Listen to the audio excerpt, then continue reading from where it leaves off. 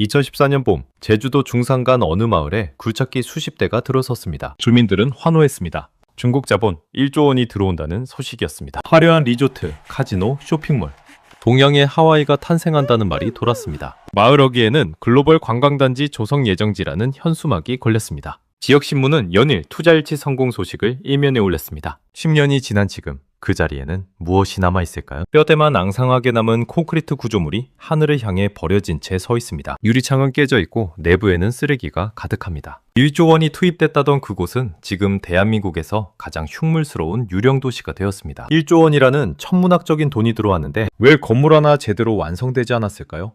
그리고 왜 지금 이 순간에도 비슷한 일이 전국 곳곳에서 반복되고 있을까요? 오늘 이 영상에서 그 진실을 낱낱이 밝히겠습니다. 단순한 투자 실패가 아닙니다. 처음부터 치밀하게 설계된 수법이었습니다. 끝까지 집중해서 들어주십시오. 이건 제주도만의 문제가 아닙니다. 대한민국 전체의 문제입니다. 자, 그렇다면 도대체 그들은 무엇을 어떻게 설계했던 걸까요? 이 이야기를 제대로 이해하려면 먼저 2014년으로 돌아가야 합니다. 당시 정부는 투자 유치에 사활을 걸고 있었습니다. 중국인 관광객이 폭발적으로 늘어나던 시기였고 제주도는 황금알을 나는 거위처럼 보였습니다. 2016년 한 해에만 제주도를 찾은 중국인 관광객이 216만 명이었습니다. 그해 제주를 방문한 전체 외국인의 87%가 중국인이었습니다. 거리에는 중국어 간판이 넘쳐났고 면세점마다 중국인 관광객들로 발 디딜 틈이 없었습니다. 이 열기 속에서 정부가 선택한 카드가 바로 부동산 투자 이민제였습니다. 5억 원 이상 부동산에 투자하면 한국 영주권을 준다는 제도, 2010년부터 운영을 시작했습니다. 이 제도가 제대로 불을 지폈습니다. 중국 본토에서 자본가들이 몰려들기 시작했습니다. 제주도 땅값이 들썩였습니다. 지역 주민들은 기대에 부풀었습니다. 행정당국은 투자 유치 실적을 자랑했습니다. 모두가 축제 분위기였습니다. 그런데 여기서 이미 함정이 시작되고 있었습니다. 아무도 그 함정을 보지 못했습니다. 아니, 보려 하지 않았습니다. 당시 제주도 주요 외국인 투자 사업장을 전수조사해보면 소름 돋는 숫자가 나옵니다. 제주도 내 주요 외국인 투자 사업 24개 중 16개가 중국 자본이었습니다. 투자 사업비로는 전체 15조 6천억 원 가운데 중국 자본이 10조 2천억 원으로 무려 65%를 차지했습니다. 제주도 개발의 중추가 통째로 중국 자본으로 채워진 겁니다. 이걸 보면서 누군가는 이렇게 생각했을 겁니다. 외국 자본이 들어오면 좋은 거 아닌가? 맞습니다. 외국 자본이 들어오는 건 나쁜 일이 아닙니다. 문제는 그 돈이 어디서 왔느냐입니다. 그리고 그 돈이 어디로 빠져나가느냐입니다. 이게 핵심입니다. 진짜 문제는 지금부터입니다. 중국 자본가들이 제주도에 들어온 방식부터가 달랐습니다. 대부분의 사람들은 이렇게 생각했습니다. 중국 부자들이 본국에서 돈을 가져와 제주도에 투자했다고. 그런데 실상은 전혀 달랐습니다. 그들이 실제로 가져온 돈은 전체 투자금의 일부에 불과했습니다. 계약금 수준이었습니다. 나머지는 어떻게 마련했을까요? 놀라운 반전이 있습니다. 그들은 우리은행에서 빌렸습니다. 제주도 땅을 담보로, 우리 땅을 담보로 우리 돈을 빌려서 우리 땅에 투자한 겁니다. 조금 더 쉽게 설명해 드리겠습니다. 레버리지, 즉 지렛대를 활용하는 방식입니다. 예를 들어볼까요? 어떤 중국 자본가가 제주도 땅 500억짜리를 샀습니다. 그런데 그가 실제로 가져온 돈은 50억 뿐입니다. 나머지 450억은 어디서 났을까요? 그 땅을 담보로 한국은행에서 대출받았습니다. 450억을. 그리고 그 돈으로 건물을 올리기 시작합니다. 이게 무엇을 의미하는지 아십니까? 그는 50억만 있으면 500억짜리 사업을 할 수 있습니다. 수익이 나면 자기 것입니다. 그런데 사업이 망하면 어떻게 될까요? 그 450억 빚은 고스란히 한국 금융기관의 부실로 남습니다. 담보로 잡힌 땅은 경매로 넘어갑니다. 그 땅은 여전히 중국인 소유로 혹은 헐값에 처분됩니다. 자본가는 50억 잃고 떠나면 그만입니다. 처음부터 잃어도 되는 돈만 들고 들어온 겁니다. 경제학에서는 이걸 레버리지 전략이라고 합니다. 지렛대의 원리입니다. 작은 힘으로 무거운 것을 들어올리는 방식이죠. 부동산 시장에서 이 전략은 일반적으로 쓰입니다. 그런데 이 경우는 달랐습니다. 일반적인 레버리지는 투자자 자신이 리스크를 집니다. 그런데 제주도에서 일어난 일은 리스크를 우리에게 전가하면서 수익만 가져가는 구조였습니다. 사업이 성공하면 이익은 중국 자본가에게 돌아갑니다. 사업이 실패하면 손해는 한국 금융기관과 제주도민이 떠왔습니다. 처음부터 질 수 없는 게임이었습니다. 그들에게는 이게 그들이 설계한 첫 번째 함정이었습니다. 그런데 더 무서운 게 있습니다. 그들은 건물이 완공될 때까지 기다릴 생각이 처음부터 없었습니다. 이 대목이 핵심입니다. 잘 들어주십시오. 부동산 투자 이민제 기억하십니까? 5억 원 이상 투자하면 영주권을 준다는 제도. 이 제도가 바로 두 번째 함정의 핵심 열쇠입니다. 중국 자본가들은 이렇게 생각했습니다. 건물을 완성할 필요가 없다고. 왜냐하면 진짜 상품은 건물이 아니라 영주권이기 때문입니다. 자, 이제 그들의 수법을 단계별로 설명드리겠습니다. 그들은 먼저 제주도 핵심 요충지 땅을 삽니다. 한국은행 대출을 활용해서 그리고 사업계획서를 화려하게 만듭니다. 5성급 리조트, 골프장, 카지노, 쇼핑몰. 그 사업계획서를 들고 중국으로 갑니다. 중국 부유층을 대상으로 설명회를 엽니다. 5억 원 이상 투자하면 한국 영주권을 드립니다. 리조트 콘도 한 채 사시면 됩니다. 중국 부자들이 몰려듭니다. 선분양이 시작됩니다. 건물이 올라가기도 전에 콘도 분양권을 팔아치우는 겁니다. 분양가는 얼마였을까요? 5억 원입니다. 영주권을 받을 수 있는 최소 금액. 이 5억 원짜리 콘도가 수십, 수백 채씩 팔려나갑니다. 30채만 팔아도 150억 원입니다. 100채 팔면 500억 원입니다. 건물이 완공되기도 전에 투자금은 이미 회수됐습니다. 아니, 이미 수익이 났습니다. 이 상황에서 자본가에게 건물을 완공할 이유가 있을까요? 비싼 인건비를 들여 공사를 마무리할 이유가 있을까요? 없습니다. 처음부터 없었습니다. 여기서 더 정교한 구조가 하나 더 있었습니다. 선분양으로 5억 원을 낸 중국 투자자들이 가만히 있었을까요? 그들도 속은 겁니다. 영주권을 받기 위해 5억 원을 냈는데 건물이 완공되지 않으니 영주권이 나오지 않는 겁니다. 피해자가 두 겹입니다. 제주도민도, 중국 분양권 구매자도 모두 피해를 봤습니다. 그리고 그 가운데에서 처음 설계한 자본가들만 빠져나갔습니다. 수백억을 챙기고 흔적도 없이. 이게 그들의 두 번째 함정이었습니다. 영주권 장사라는 포장지로 선분양 기획 사기를 벌인 겁니다. 이걸 눈치챈 사람이 없었을까요?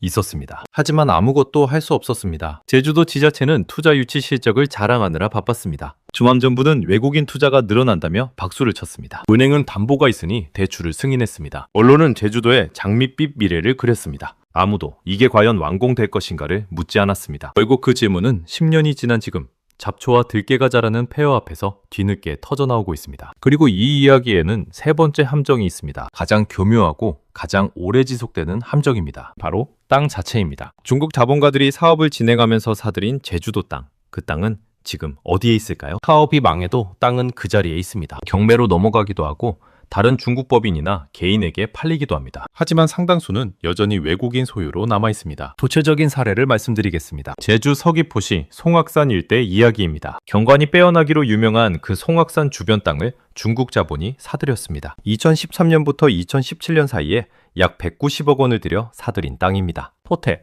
캠핑 시설을 짓겠다고 했습니다. 그런데 환경 파괴 논란이 일면서 사업이 중단됐습니다. 결국 제주도가 그 땅을 다시 사들이기로 했습니다. 얼마에 샀을까요?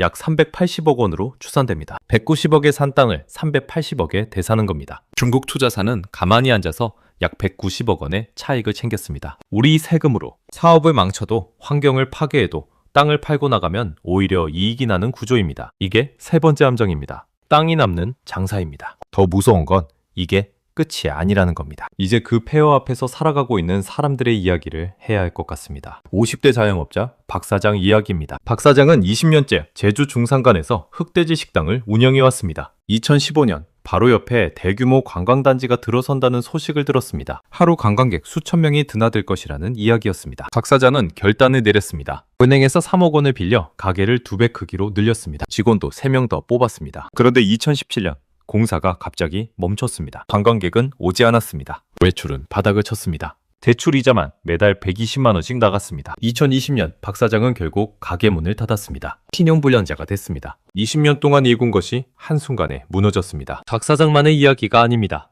그 일대에서 폐업한 식당, 숙박업소, 편의점이 수십 곳에 달합니다. 관광단지 개발 소식만 믿고 빚을 낸 사람들이 한꺼번에 나락으로 떨어진 겁니다. 40대 직장인 이 씨도 있습니다. 이 씨는 2014년에 그 일대 땅 200평을 샀습니다. 평당 50만 원, 총 1억 원이었습니다. 개발 호재가 있으니 땅값이 두세 배는 오를 것이라는 말을 믿었습니다. 그런데 공사가 멈추고 개발 계획이 취소되면서 그 땅은 아직도 잡초밭입니다. 하려고 내놓아도 사겠다는 사람이 없습니다. 1억 원이 잡초밭 속에 묻혀 있습니다. 이 씨는 지금도 재산세를 내고 있습니다. 매년 알지도 못하는 땅에 대해서. 이 두 사람의 이야기가 제주도 전역에서 수백, 수천 개 버전으로 반복됐습니다. 개발 기대감에 부풀었다가 좌절한 사람들의 이야기입니다. 그들이 입은 피해의 총합이 얼마인지 아직 제대로 집계된 적도 없습니다. 여기서 더 중요한 건 이 피해가 사람에서 끝나지 않는다는 겁니다. 중국 자본이 제주도에 남긴 상처는 사람만이 아닙니다. 땅도, 물도 망가졌습니다. 리조트와 골프장을 만들겠다며 수십 년 된 곶자왈 숲을 밀었습니다. 곶자왈이 뭔지 아십니까? 제주도의 허파입니다. 화산활동으로 만들어진 안반 위에 수백 년에 걸쳐 자란 원시림입니다. 지하수를 정화하고 생태계를 지탱하는 보물 같은 땅입니다. 세계에서 제주도에만 있는 독특한 지형입니다. 그 숲이 굴착기 앞에 쓰러졌습니다. 단 며칠 만에. 수백 년이 만들어낸 것이 며칠 만에 사라진 겁니다. 골프장 유지를 위해 지하수를 무분별하게 끌어쓰기 시작한 것도 문제였습니다. 제주도 지하수는 특별합니다. 화산암 틈새에 수만 년에 걸쳐 만들어진 천연 자원입니다. 한번 고갈되면 수백 년이 걸려도 회복이 안 됩니다. 이미 제주 일부 지역에서는 농업용 지하수가 줄어드는 현상이 나타나고 있습니다. 수십 년째 농사를 지어온 농민들이 물 부족에 시달리고 있습니다. 그들이 여태까지 지켜온 땅이 그들도 모르는 사이에 파괴된 겁니다. 건물 짓다 도망간 자본가들이 남긴 청구서를 제주 도민들이 받아들고 있는 겁니다. 환경 복원에 드는 비용도 결국 세금에서 나옵니다. 자, 이제 이 비극의 구조를 만든 주범을 정확히 짚어야 합니다. 행정의 실패입니다. 아니, 실패라는 말도 너무 부드럽습니다. 방치이자 묵인이었습니다. 제주특별자치도는 외국인 투자 유치 실적을 올리기 위해 각종 특혜를 제공했습니다. 취득세 감면, 재산세 감면, 절차 간소화. 외국인이 제주도 땅을 사는 게 내국인보다 더 쉬웠습니다. 투자 적격성 심사는 형식적이었습니다. 자금 출처 확인도 허술했습니다. 중국 자본가들이 한국은행 대출로 제주도 땅을 사는 동안 아무도 이상하다고 생각하지 않았습니다. 아니, 이상하다는 걸 알면서도 투자 유치 실적이 더 중요했을 겁니다. 당장 뉴스에 나오는 숫자가 중요했던 거죠. 그 숫자 뒤에 무엇이 따라오는지는 아무도 물어보지 않았습니다. 실제로 당시 지자체 발표를 보면 이 구조적 무능이 적나라하게 드러납니다. 제주도는 외국인 투자 유치 실적을 내세울 때 중국 자본이 주요 외국인 투자의 65%를 차지한다고 자랑했습니다. 외국인 투자가 늘어나는 게 좋은 것처럼 발표했습니다. 그런데 그 돈의 상당 부분이 한국은행 대출이었다는 사실은 어디에도 없었습니다. 유치한 투자금이 얼마나 실제로 도착했는지, 공사가 제대로 진행되고 있는지, 이런 사후 검증은 아예 없었습니다. 숫자를 발표하는 것과 그 숫자의 실체를 확인하는 것은 완전히 다른 일입니다. 행정은 전자만 했습니다. 투자는 하지 않았습니다. 은행도 책임에서 자유롭지 않습니다. 담보가 있으니 대출을 해줬다고 항변하겠지만 대출 자금이 어떻게 쓰이는지는 알 수 있었습니다. 중국 자본가가 제주도 땅을 담보로 한국은행에서 대출받아 동일한 제주도 땅에 건물을 올리고 있다는 것. 그게 이상한 구조라는 건 상식적으로 알 수 있었습니다. 그러나 대출이 나갔습니다. 이자 수익이 생기니까. 당장의 이익 앞에서 멀리 보는 눈이 없었던 겁니다. 여기서 반드시 짚어야 할 것이 있습니다. 왜 이런 일이 가능했을까요? 이 진실이 오랫동안 알려지지 않은 이유는 간단합니다. 관계된 사람들 모두가 입을 다물고 있기 때문입니다. 투자 유치를 허가한 지자체는 자신들의 실책을 인정하기 싫습니다. 대출을 해준 은행은 부실 채권이 드러나는 게 두렵습니다. 분양권을 산 중국 투자자들도 조용히 문제를 해결하기 원합니다. 언론은 큰 그림을 그리기보다 개별 사건만 단편적으로 보도합니다. 그래서 10년이 지나도록 이 구조가 제대로 해부된 적이 없습니다. 실제로 일부 지자체 관계자들은 이런 말을 했습니다. 투자는 항상 리스크가 있다. 외국인 투자를 막을 수는 없다. 맞는 말입니다.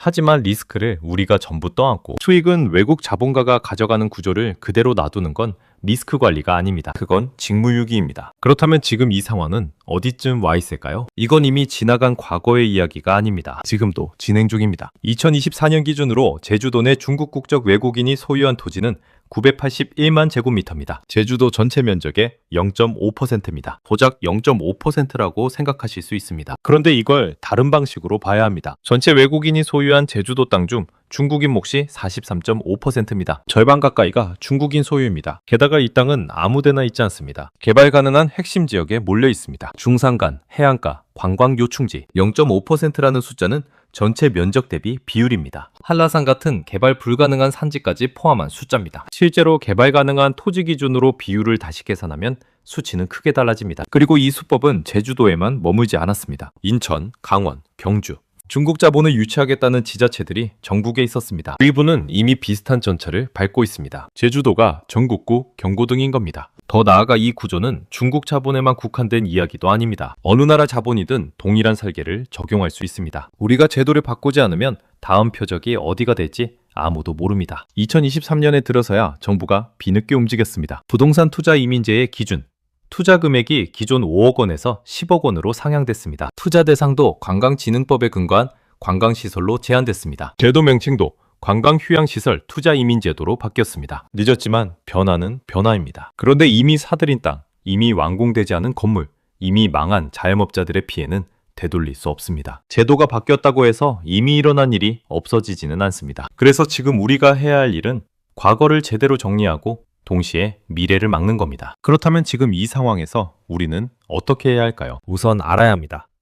여러분이 사는 지역에 외국인 개발 사업이 들어온다는 소식이 들릴 때 반드시 확인해야 할 세 가지가 있습니다. 첫째, 자금 출처가 어디인지, 투자금의 실제 원천이 투자자 본인의 자본인지 아니면 한국 금융기관 대출인지 반드시 따져봐야 합니다. 지자체는 이걸 공개해야 할 의무가 있습니다. 모른다면 정보 공개 청구를 할 수 있습니다. 둘째, 선분양이 이루어지고 있는지, 건물이 완공되기 전에 분양이 진행된다면 경고 신호입니다. 분양 수익을 먼저 챙기고 공사를 멈추는 가장 전형적인 수법이기 때문입니다. 셋째, 사업 추진 일정이 구체적으로 공개되어 있는지, 착공 예정, 추진 중이라는 말만 있고 구체적인 일정이 없다면 의심해야 합니다. 이 세 가지만 확인해도 제주도 같은 사태를 상당 부분 막을 수 있습니다. 그리고 목소리를 내야 합니다. 지자체가 외국인 투자 유치를 발표할 때 주민들이 직접 나서야 합니다. 투자 적격성 심사 결과 공개를 요구하십시오. 투자금 도착 현황을 주기적으로 공개하도록 요구하십시오. 공사 진행 상황을 분기마다 보고하도록 요구하십시오. 이건 민원이 아닙니다. 주민의 권리입니다. 여러분이 낸 세금으로 운영되는 지자체가